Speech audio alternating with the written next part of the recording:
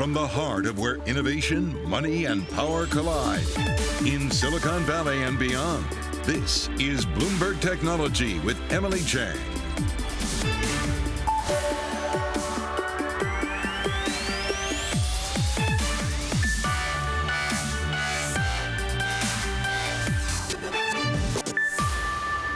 I'm Emily Chang in San Francisco, and this is Bloomberg Technology. Coming up the next hour, a judge tells Twitter to give Elon Musk the data about bots that he's been asking for, but also calls Musk's requests absurdly broad.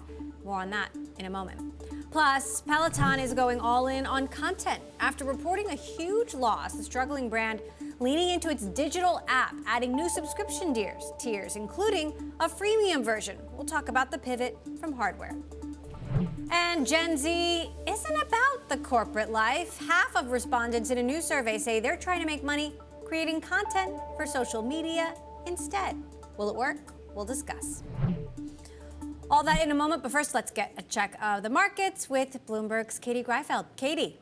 It was a big rally, at least one more big rally before the big dance tomorrow. Of course, Jerome Powell taking the stage at Jackson Hole. Stocks none too perturbed, it looks like. You saw the S&P 500 rip higher, the NASDAQ 100 as well, the Philadelphia Semiconductor Index even more. But a lot of the action, as you can see, was in these Chinese tech stocks, that ETF that tracks the China technology sector, rallying almost 4%. Let me tell you why. There's signs of progress between the U.S. and China in trying to avoid delistings on U.S. exchanges of some of those Chinese companies listed in the U.S. JD.com is a great example. As you can see, it surged by over 40% from its March lows, but still down well below its 2021 peaks. But these are the types of headlines that we're starting to see, causing a big rise in stocks such as JD.com. So a great day for Chinese tech. Let's look at some of the individual U.S. movers, though. You have Plug Power surging 9%. That's after news that Amazon is looking to buy green hydrogen from the company. Big rally there. Tesla moving on. The stock split now official. Not too much reaction in the news. Peloton, though, man, the stock absolutely cratering after, like you said, Emily, giving a bleak revenue forecast for the current quarter. And then late breaking news from Twitter, that Delaware judge ordering Twitter to hand over more data on those bot accounts to Elon Musk. But Emily, like you said, also calling some of Musk's demands absurdly broad. All right, Katie, thank you. Let's talk a little bit more about Twitter now. As Katie said, that judge in Delaware telling Twitter they got to hand over more information on spam and bots to Elon Musk. Here to talk about that, Bloomberg News, Alex Barinka and Sarah Fryer. So, Alex, I'll start with you. Look, the judge asking Twitter to hand Musk the data that he's been asking for. This is data that Musk's camp has said Twitter has been hiding. Not all of it, but some of it. What do we know? Yeah, it is some of it. Some of a concession in this absurdly broad ask, as the judge called it. Twitter had done a survey of 9,000 accounts, basically looking to see, are there humans connected to these accounts or are they bots? Initially, the company had not turned this over to Elon Musk on a number of concerns, including privacy concerns, but this specific tranche of data is what the judge is speaking about needs to be turned over to Musk, which frankly does fall squarely in this argument that he's making that he doesn't have enough information yet to say really strongly that Twitter's initial kind of public statements that about 5% of users are bots. Musk says he doesn't have enough data to kind of vet that. So this is one concession here that we do see the judge kind of forcing Twitter's hand to make sure Musk gets a bit more details on what's happening on the platform more broadly. Well, and Sarah, it seems like most of the orders from the judge so far have gone in Twitter's favor. This one, though, not. I wonder, do you make what you make of this? Is it a clear negative for Twitter? Well, she's narrowed the broad request to just those 9,000 accounts. And while Twitter has said, we can't give over that data for privacy reasons and other reasons, I think that is limited enough that it's sort of a compromise here for the company. I do think it's a small win for Musk, and it shows that the judge may in some part think that it's true that he doesn't have enough information to gauge whether that 5% number is bots. But let's not forget, this is not really a debate about bots. This is a debate about whether there's been a materially adverse effect to Twitter in the time since Elon Musk signed that $44 billion contract to buy Twitter. And Twitter would argue, or is arguing, that there has not been a major change, not anything that would get Musk out of that contract. And so if the judge is asking for this data to be handed over, it could go towards answering that question. But I don't know that it will be enough. All right. We're going to continue to follow that, but I also want to ask about some changes to Instagram today. Instagram, Alex, introducing some new child safety measures. Tell us what these measures involve. Yeah, so they had some measures in place for teens, think under the age of 16, basically so that they can have a feed that shows them less of content that might be seen as inappropriate for those younger users. Think sexually explicit content, violence, things that are allowed on the app that don't actually violate community guidelines, but might not be right for that cohort. The company basically came out and said they will default users under the age of 16 years old to get this kind of less version of the platform that excludes them from seeing some of this content. Now, if you have been watching and following some of Instagram and its sister companies, Facebook's kind of dust-ups in DC regarding child privacy, you'll know that this comes on the heels from a bit of a flurry of activity in DC. There's a couple of actions in the Senate, a bill and an extension on child privacy laws, and an action in the House, basically that have taken a step back to look at these platforms and say, hey, are we really protecting minors who are using the app? Remember, Instagram allows users 13 years old and older on the app, so there are a number of years there where folks are below the age of 18 on social media and might not be the right audience for some more of the explicit content that can show up on that platform.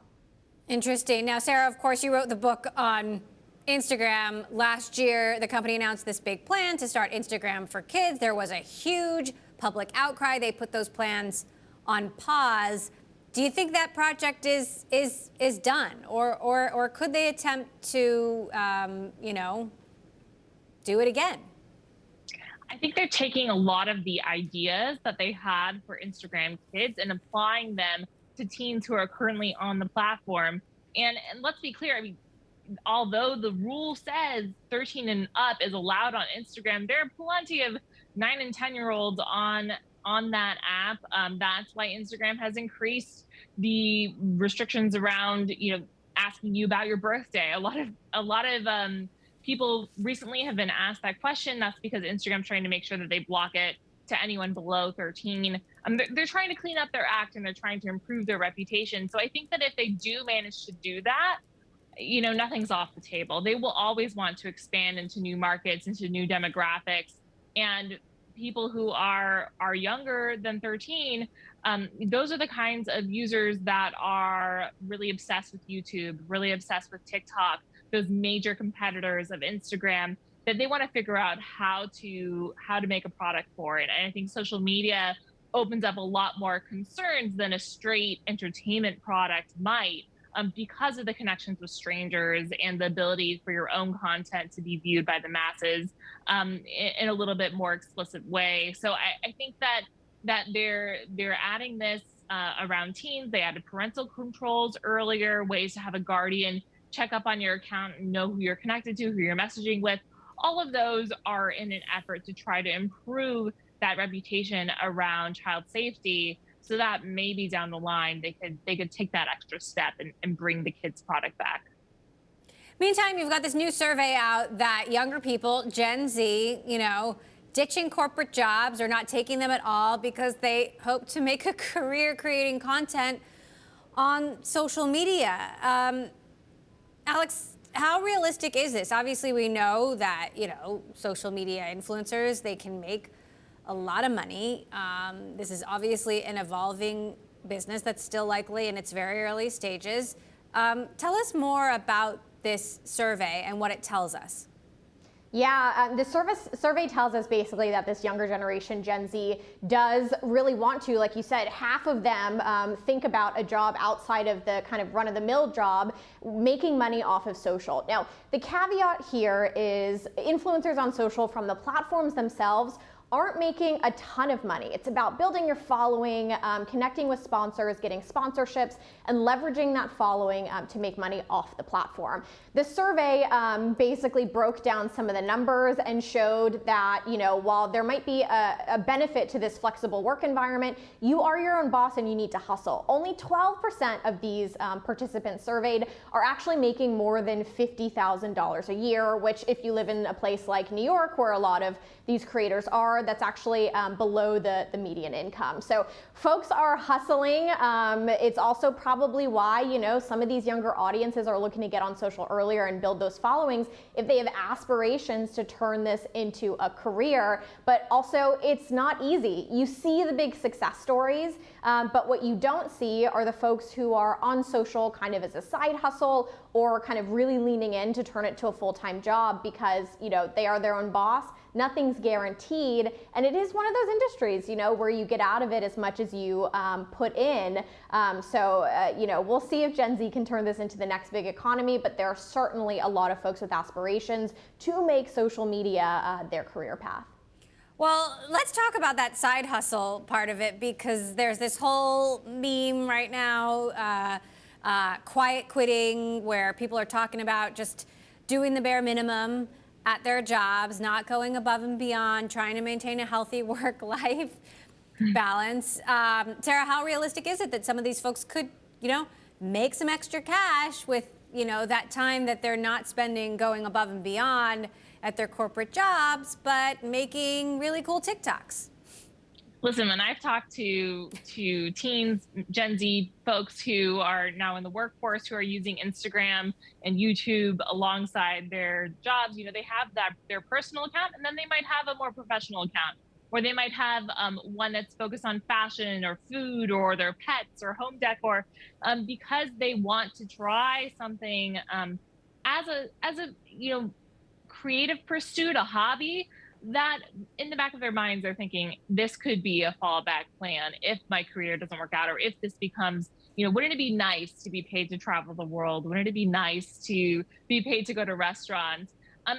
Only a select few people end up getting the level of income that you would need to really be micro famous. And then like Alex said, you really got to keep it up. There's a lot of consistency involved. There's a lot of reinventing yourself involved. If you're on Instagram, for example, and you've been posting great photography, now they want you to make short form video. So you have to be really consistent, and you can't quiet quit if you're working for yourself. So I do see it as a side hustle thing, something that kids are doing in college, or I should say adults are doing in college alongside their other work, and hoping that it can help pay the bills if they get the luck of the draw. But I think that that's pretty rare. It's just a general aspiration that people have. All right, well, we're going to let you go and do some other things with your time. Bloomberg Sarah Frier and Alex Barinka, thank you both. We'll be right back. This is Bloomberg.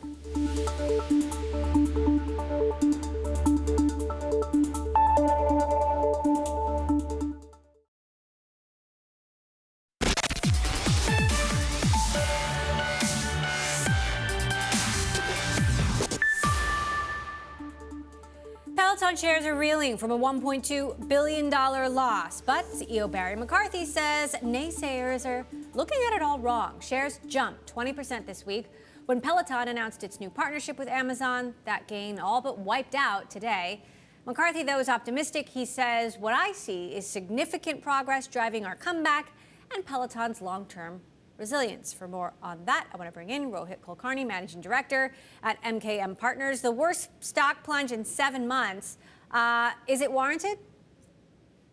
Again, thanks for having me, Emily. Not many things to cheer about in today's filing, as in they have consistently underperformed their guidance. They've consistently underperformed our expectations. I think fourth quarter in a row, we are seeing them coming below our expectations and lowering the guidance. So we don't know yet where the demand is going to essentially stabilize. So I think, yeah, to CEO's credit, they are moving fast. They are showing a lot of velocity of execution, but the market is moving against them.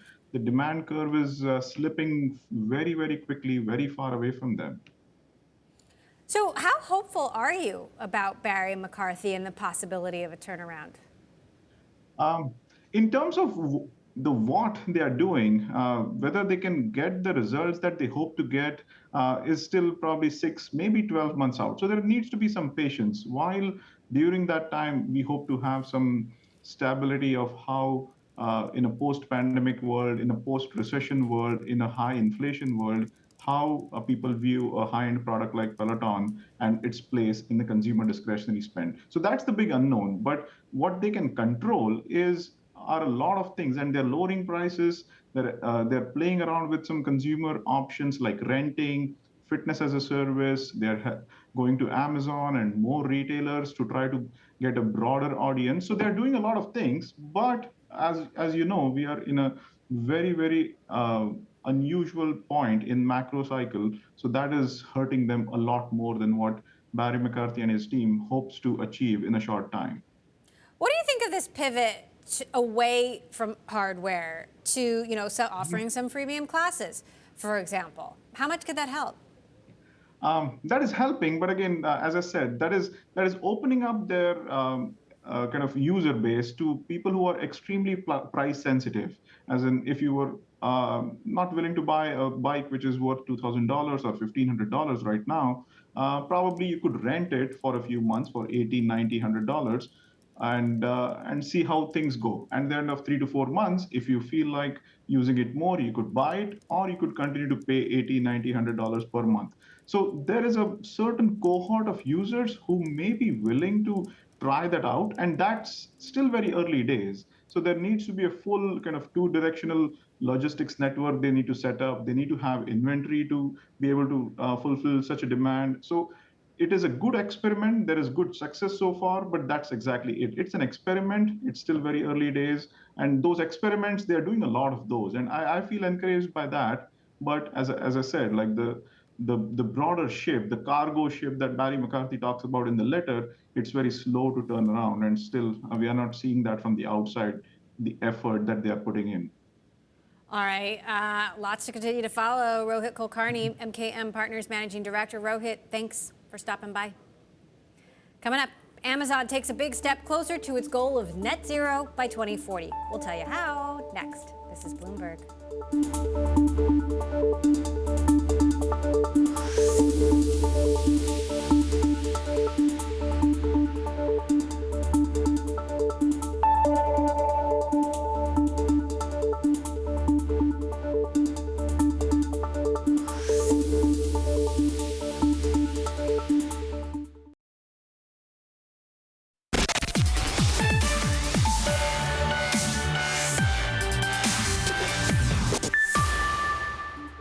Amazon is getting greener and leaner. The e-commerce and cloud giant announcing a partnership with the electronic equipment maker Plug Power to cut fossil fuel use. Amazon is aiming to hit net zero carbon emissions by 2040.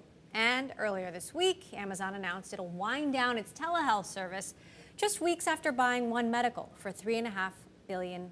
Let's bring in Bloomberg Spencer Soper, who covers Amazon for us. So what do you make of this latest twist in the Amazon health story? What does it mean in the context of the One Medical acquisition? Yeah, it does look like there's a lot of overlap between what One Medical provides and what Amazon Care was doing. And One Medical is just, significantly ahead of Amazon Care in terms of its footprint and its customer base and that sort of thing. So, but the only breadcrumbs Amazon really dropped about why it is shuttering Amazon Care is they said that it's not robust enough, that as they try to get this service out, this primary care medical service, that they're trying to target other businesses, to buy it on behalf of their own employees for, that they basically couldn't sell it, that it didn't have a robust enough offering. So it sounds like Amazon's coming back to the drawing board, and whatever it does with One Medical, it's going to have to go above and beyond this Amazon Care service, which was fairly limited. Okay, so talk to us about this development in Amazon's push to be green, or how significant is it? I mean, it's a big deal and a big commitment in to the extent of the amount of energy that they'll be purchasing. You know, this 11,000 tons a year beginning in 2025 is basically the entire production of one plant of Plug Power. And Plug Power uses wind and solar energy to create hydrogen, which will then be used as a fuel. So it's a very streamlined green process, trying to have no emissions throughout. And then that amount of fuel will run tens of thousands of forklifts in Amazon's operation, hundreds of trucks. So it's a significant step and a big boost for hydrogen as a clean power source. But it's still, you know, Amazon's carbon emissions have still been going the wrong way, especially after the pandemic. It made this big pledge, but then all the pandemic demand, its carbon emissions still went up significantly by like 40%. So it's got a lot of work left to do yet. Granted, it's got till 2040 to do it. How optimistic are you that Amazon hits that goal by 2040? I don't know. I mean, there's so much time between now and then, and who knows, you know, what form e-commerce will be at that time, and delivery and that sort of thing. But there's certainly a lot of time left for them to develop alternatives. Okay. Bloomberg Spencer Soper, update from Seattle. Thank you, Spencer, for joining us. Coming up, Bloomberg's Mark Gurman. He will give us a sneak peek at what to expect from Apple's brand new iPhone 14, out in just a few weeks. Plus, what venture capitalists are bracing for ahead of Fed Chair Jay Powell's speech Friday. We'll talk about that with Andrea Walney of Manhattan Venture Partners. That's next. This is Bloomberg.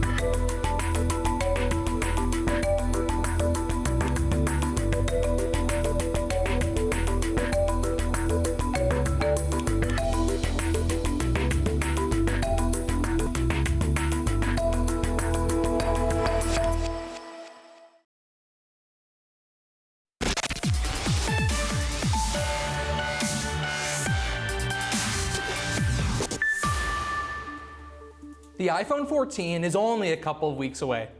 Apple's planning to announce the new device on September 7th and put it on sale on September 16th. The new phone will continue to come in 4 models, 2 Pro versions and 2 standard versions. But Apple's replacing the iPhone 13 mini with the new iPhone 14 Max. That will give Apple a standard iPhone with a big 6.7-inch display for the first time.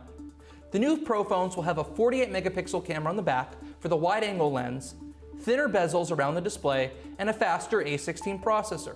The biggest design change will be to the front camera. The notch will be replaced with a hole punch-sized cutout for FaceTime and selfies, and a pill-shaped cutout will come in for Face ID. The Pro models will also have enhanced video recording and better battery life. The new phones are launching about a week earlier than usual, giving Apple an extra chunk of sales for its fourth quarter. Beyond the iPhone 14, Apple's planning to announce an update to the Apple Watch SE with a faster processor, an Apple Watch Series 8 with a body temperature sensor, and its first Apple Watch Pro. That will have a more rugged design and a larger display. Later this year, Apple's aiming to announce revamps to the iPad Pro and the entry-level iPad, in addition to new Macs with M2 Pro and M2 Max based chips. I'm Mark Gurman. This is Power On. You can subscribe to Mark's weekly Power On newsletter at Bloomberg.com. Let's get back to the markets and take a temperature of the private markets ahead of Fed Chair Jay Powell's big speech this week. Lots of questions about how much further the government will go to tamp down inflation. How are VCs watching it all? Let's discuss with Andrea Walney, general partner at Manhattan Venture Partners. Andrea, great to have you back with us. So, curious what Fed Chair Jay Powell could say that would change things for venture capitalists. Well, thanks, Emily. So I would say overall, what we're all really eager to see is what the impact on the soaring inflation is going to do for all of us. And generally, I think we're all looking at the outlook of unemployment reaching absolutely 5-decade lows. And generally, what does this mean for interest rates when they've really just been hovering at near zero for so long? And I think we are all just taking a pulse on what this employment environment is going to look like going forward. So startups are trying to hire. Well, exactly. So let's say, the Fed says we're going to take more steps to tamp down inflation. Would you do anything differently? Would you advise your portfolio companies differently?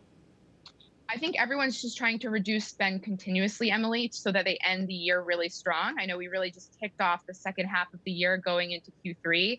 And so generally, I think every startup in the market right now is still got that hiring freeze going on. And really, they're kind of eyeing the end of the year and saying, well, how do we keep retaining talent? How do we keep ensuring that everyone's incentivized while really, increasing the workload on everyone while hiring is still more or less still at a standstill?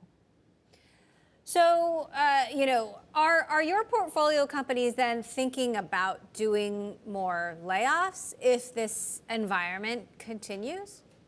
Some of them are. I think generally going into the start of this past year, a lot of the late stage startups at least had big aspirations for big hiring plans. And so generally they are still looking to keep reducing spend across the board. With that said, I think the hiring is still at a standstill. They're not really targeting an increase in budgeting and keeping things really tight. And I think a lot of startups are changing course around their narrative, around their forecast going into the second half of this season. Is it changing your investment strategy at all? I mean, are you pushing for lower valuations? Are you reducing the amount that you would put into a single company? Do you, as an investor, have more power because, times are tough for some of these companies? We really are seeing a big shift, and our investment strategy remains the same. So at Manhattan Venture Partners, we are looking at late stage companies that are in the top decile of their sector. They are a category leader. They have strong financial backing. What we're saying is that from a reflective standpoint of the public comparables, right, the publicly traded companies comping to the private startups, we're saying, listen, the valuations of these late stage companies are still really high. Overall, a lot of the companies were still raising at 20 to 40, if not 50 times revenue alongside other fundamentals. And with that said, a lot of them really just don't want to take that valuation cut. So what we're seeing is companies really leveraging debt structures, as well as different types of anti-dilution rights that we're kind of putting in place, as well as many other venture capitalists to say, we don't want to see you raise a down round. We'd rather come up with something really creative as an alternative. All right. I know you're an investor in Instacart, and Instacart is planning to go public later this year. They've also, done a big, quote unquote, down round, which, they chose to do of their own volition, given the change in the market. Curious what you're expecting for their planned IPO at a time when it seems like the IPO window is pretty much sealed shut. Yeah, so from what I can share, really, I think generally Instacart is one of many companies who are really still eyeing the market volatility to determine whether to go out this year, if at all, right? I know that that's what we're all discussing.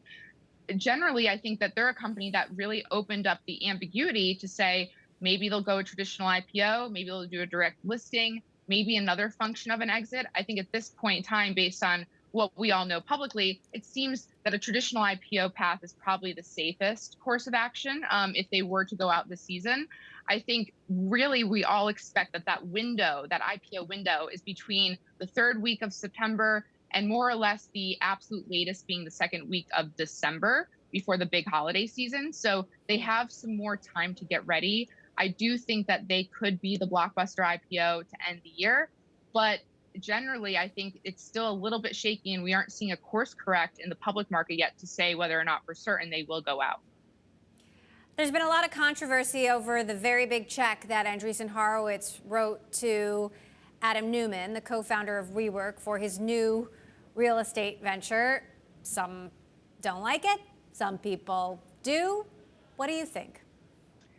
So it is the largest single investment that Andreessen Horowitz has ever written. And I think it's fascinating that they both supported Adam Neumann for Flow, as well as Flow Carbon and everything that he's doing on the blockchain side. I think the strategy here is that obviously Adam Neumann, whether we love him or hate him, is a proven founder, and he could do it again. He already tried it with WeLive, right? And that didn't really pan out. Obviously, there were other things to focus on when he was building WeWork.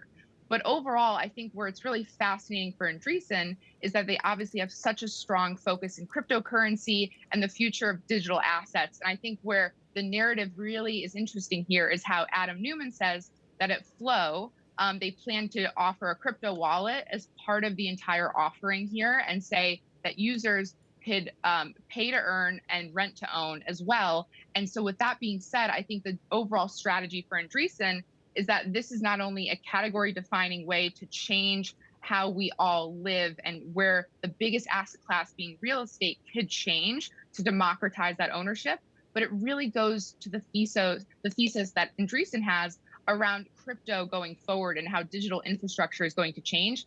So I think it makes a complete large amount of sense that they coupled this together and said, we've got a proven founder and we're going to take this forward and see that he changes the world again, and this time in a different asset class. Interesting take. The controversy aside, what do you make of the size of this check in general? To write a check that big in this very uncertain economic environment? Yeah, well, Andreessen's funds just keep getting larger, so they do have to start deploying check sizes that are quite sizable across the board. So I do expect to see more of that from them as a fund.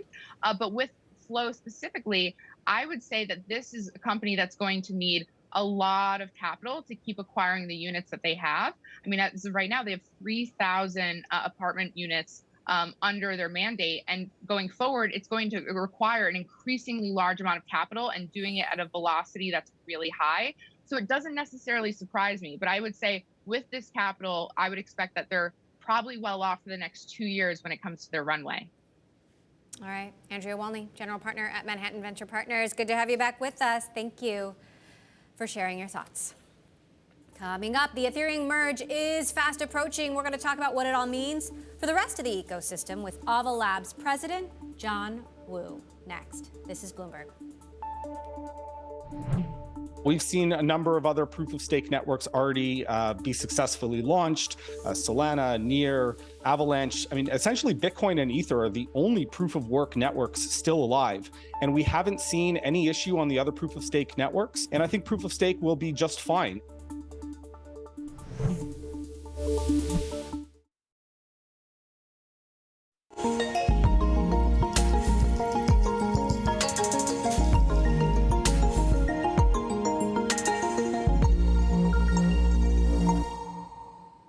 Time now for our crypto report, and as Bitcoin may be poised for another downward move, let's talk about what that means in the general ecosystem with our next guest, John Wu, president of Ava Labs, the lead developer of the Avalanche blockchain, and of course our crypto contributor, Sonali Basak. John, we're all bracing for whatever Jay Powell has to say coming up on Friday. Curious what you're watching for and how whatever he says could mean for the crypto ecosystem. Well, Bitcoin and Ethereum now are at 0.75 in terms of correlation with the NASDAQ. So what the market is saying is it's all high-risk assets are correlated. And Jay is going to raise rates. You know, I think Sonali cited yesterday Dan Moorhead from Pantera, I knew him from Tiger, saying that we need rates to go a lot higher. And I agree, it will go a lot higher. But what I think the market needs to understand is that there will be alpha in the crypto asset space. And there's very good reasons for that. The fundamentals are absolutely increasing and improving. The technicals, I mean, if you think about the crypto market caps, they've gone down, but stable coins have not. And that tells you a lot of people are just hiding and they're ready to deploy. And finally, I know you guys ultimately want to talk about the merge with Ethereum, and that's a huge catalyst. So I think what's going to surprise people is that 0.75 correlation, no matter where the market goes, will go down, and you're going to have some alpha in the space. John, some major investors in the crypto space, you said you worked at Tiger, Dan Moorhead also worked at Tiger before, Mike Novogratz previously at Fortress. How much do you need to be in touch with the macro to get the fundamentals right in crypto? Is it more about the protocols, or is it more about what's happening around the ecosystem? Well, I've had the benefit now of being an operator for 5 years and being an investor in technology for longer than that. So I think having a macro perspective is always very important. When you wake up in the morning, you need to know what season it is so you know what clothes you put on. But then what clothes you put on is dictated by your personal tastes and exactly how warm it is. So as an operator now, I'm really focused on getting more users in, getting the masses into the space, getting more developers. There's a few 100,000 developers in the space. There's 30 million plus web developers. All these layer ones should be working on getting more of those developers and more applications and more use cases into the space. And by the way, those use cases, they are really happening. So there's a lot of operating momentum. Speaking of developers, you're seeing people in the industry get paid to help kind of fix up any issues that might be pertaining to the Ethereum merge that is so highly anticipated. So a lot of people hard at work. How might the merge affect other assets outside of Ethereum? This is great because I know it makes great headline to say Ethereum killer and market share here. Again, I'm in the belief that the space is so small that the space should work together to help the masses come over and bridge that gap. I'm rooting as an operator for Ethereum merge to be smooth and to happen on September 15th very well. I mean, Avalanche is EVM compatible. Assets move back and forth. There's a bridge where over $50 billion of assets have moved back and forth between Ethereum and Avalanche. So the more people that come into the ecosystem, the more applications get developed. It's good for many layer ones, in my opinion. I think what your users should also be hopeful that the merge goes well. I mean, your viewers love to invest in companies like Coinbase, one of the best companies out there, and that's a listed company. And if the merge goes well, basically that's going to allow the concept of staking happen, and individuals, institutions can earn 8-9%. Now, the way Coinbase works is that's a whole new revenue stream. If using their current, formula of take rates and stuff, that potentially could mean $600 million of revenue for Coinbase. And that's off of a base of this year, probably around 3.8 billion. So that's significant, and it's very good for Coinbase stock. So I think your viewers should be rooting for a successful merge as well. It's clearly been a volatile year, and it could continue to be volatile through the rest of the year. What is your outlook on how long this quote unquote winter lasts? And where we are at this time, let's say next year. It is. So I personally think the winter will be here for a little bit longer. But what I'm really looking forward to is these new applications, these new protocols that literally redefine the way businesses operate and businesses will be built. I mean, what you can do when tokenization is here in full swing is you're going to encode the business logic into a smart contract, and then the platform is the business. So what does that mean? That means, like, right now we're talking about Coinbase. I mean, Coinbase has about 5,000 employees, market cap of 16 billion. It has about $2.5 billion of daily volume. A company like Uniswap, also an exchange in the DeFi ecosystem, it has $1 billion of volume a day. And that's about 100 employees only there. So if you do the token cap and the market cap to employees, at Coinbase, it's about $3 million of value created by employee, roughly.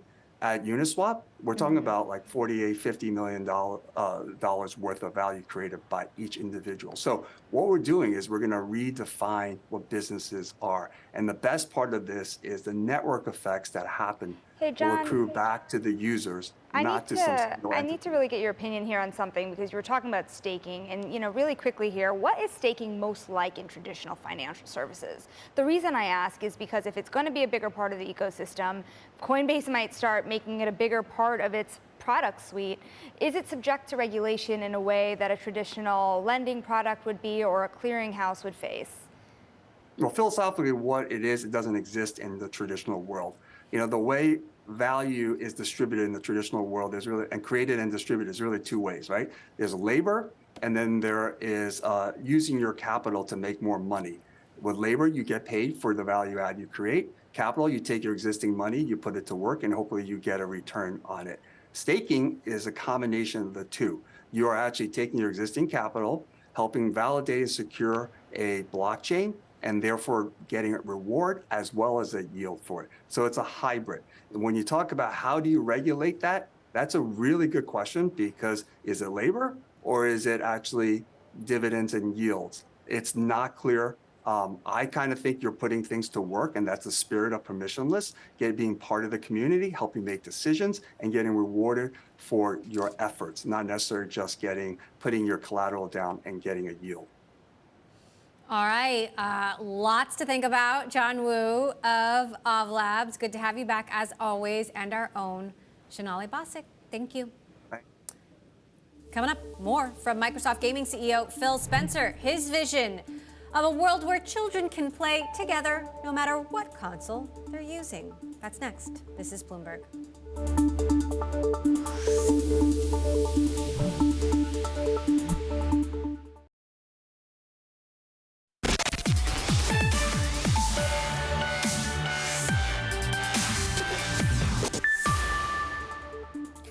Something else we're following, Sony raising the price of its PlayStation 5 console in major markets outside the US by as much as 20%.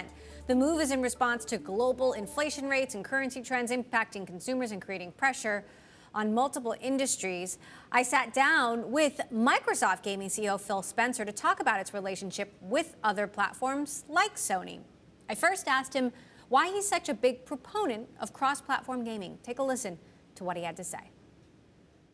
Maybe you happen in your household to buy an Xbox and I buy a PlayStation, and our kids want to play together and they can't because we bought the wrong piece of plastic to plug into our television. It just seems that these artificial constraints that the industry might put up for near-term kind of business dynamics, in the long run, if you take a business that is at 3 billion people growing to 4 billion people over the next decade and saying, how do we continue to grow this business, reducing friction for our customers as an industry has to be at the top. So how far does this go? Does this mean that Activision games, that Call of Duty, you'll be able to play on any platform in perpetuity? I don't know what that means in forever. Like when you think about how long, and it's not for any kind of nefarious business reason. It's just like, what do even platforms mean 10 years ago? Like I think the definition of some of these things might change over time, but our expectation is we want more people to play. So I know you're working with Sony on some things for the benefit of gamers. Can you talk to us about that a little bit? We have a pretty big publishing footprint on PlayStation as well as Nintendo,